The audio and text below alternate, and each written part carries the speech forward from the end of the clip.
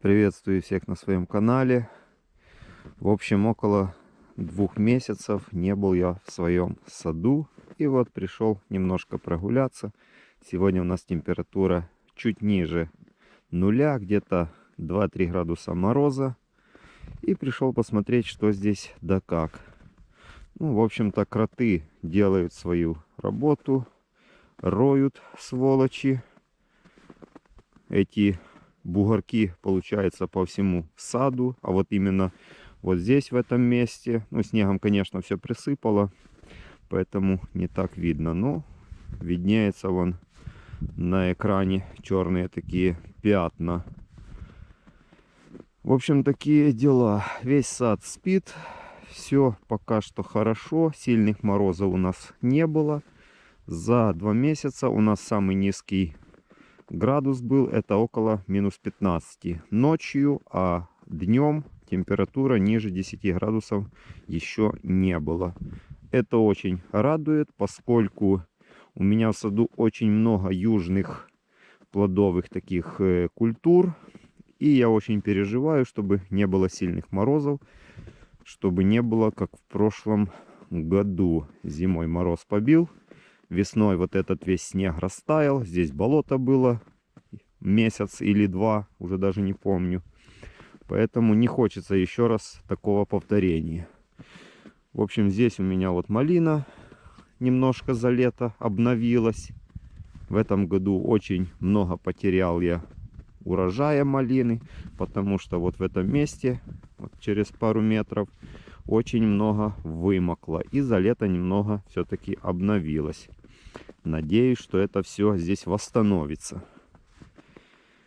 Деревья, яблони, груши тоже все пока что хорошо. Не знаю, там немножко ветер, наверное, камеру будет забивать. И как слышно это все, пока что не знаю. Вот груша талгарская красавица. Ну, реально груша просто красавица. Не знаю, как ее показать. Развивается практически без каких-либо проблем. И смотрю, что очень-очень много на ней будет в следующем году соцветий. Вот это все плодовые копьяца. Груша Рикс. Немножко подвязал ее, чтобы вот туда, видно, веревочка аж к забору. Это у нас яблоневская. На ней был в этом году первый сигнальный плод. Очень вкусная грушка. Яблонька Муцу. Что-то весной буду немного переформировать. К примеру, вот яблоня Лигл, которая пострадала прошлой зимой, но все равно она вырастила вот такой вот центральный там проводник. И первый ярус такой стал мощный. Конечно, возможно с этой яблони сформировать такую чашу на 3 таких боковых ветки. Но возможно вот этот центральный все-таки оставлю и буду формировать уже веретеном. Посмотрим, подождем еще месяц-второй. Вот это у нас, по-моему, яблонька Green Sleeves. Даже, возможно, здесь у нас вот будет первые цветения в этом году. Дальше что-то наподобие Golden Delicious я показывал, как я собираю с этой яблони урожай. Но это, смотрю я, уже не Golden Delicious. Смородина, кустики. Почки такие прям огромные, как будто уже пытаются распускаться. Интересно. Так, ну груша тоже здесь была одна грушка. Не, висело несколько, но все-таки потом после ветра осталась одна. И та не довисела, упала. Так я и не смог разобрать, что это за сорт. Вот эта яблонька тоже пострадавшая.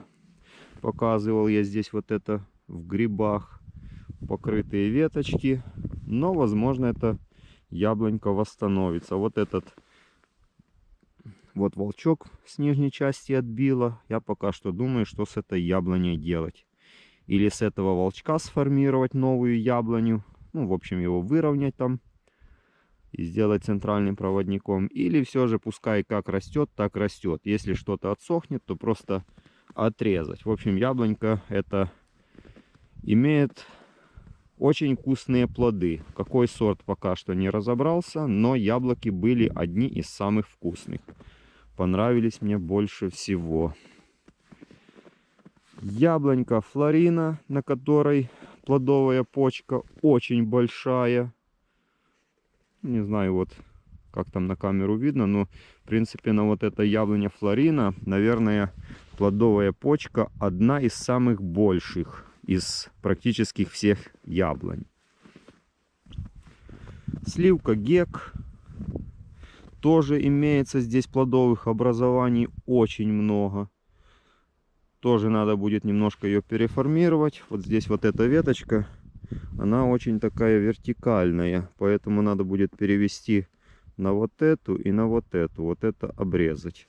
Ну и там другая еще такая. Поступить точно так же. А третья там более-менее нормально развивается. Грушка Дель Барью, возможно. Ну, покупалась Дель Барью, а что с нее получится, возможно, в этом году увидим. Может, этот год будет лучше за прошлый. Это вишня, по-моему, или мелитопольская, или еще там, не помню. В общем, ранняя вишенка. Дальше яблоня то ли пинова, то ли рубинола. Еще тоже непонятно.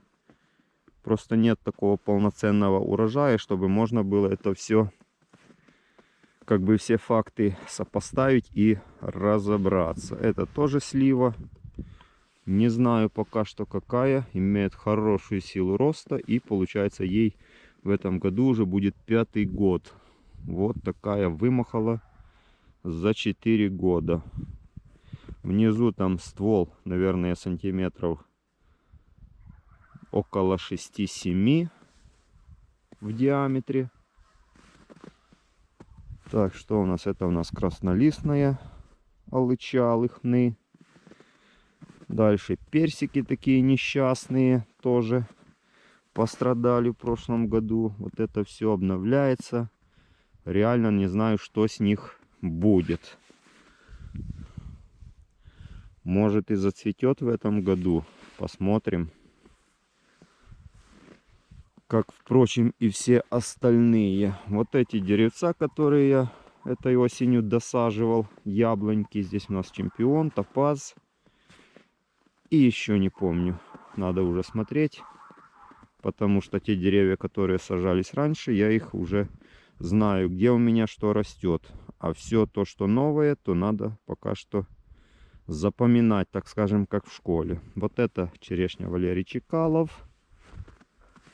Вот еще тоже несколько раз я показывал эту карликовую такую вишню, черешню. Не знаю, покупалась как черешня Карина, но что-то я уже начинаю очень сомневаться. Высота ее даже нет 1 метра, а этому деревцу будет уже 4-й год. Так, ну и черешня Сэм радует своим ростом. Хорошо развивается. Так что, ну вот такие дела. Здесь дикая вишня такая кучерявая. Конечно, надо немножко ее будет весной подрезать аккуратно. Убрать только то, что реально мешает. Где-то, возможно, 2 параллельных веточки идут очень рядом. Надо будет убрать. А так все вот эти окончания здесь, ничего я подрезать не буду. Пускай себе нормально растет и развивается. Потому что чем больше срезов, тем больше с деревом может быть проблем. А я не хочу этих проблем. Я хочу, чтобы мой сад развивался красиво и хорошо. На этом на сегодня у меня все. Надеюсь, это видео было интересным для вас. И заслуживает на небольшой презент, на пальчик вверх.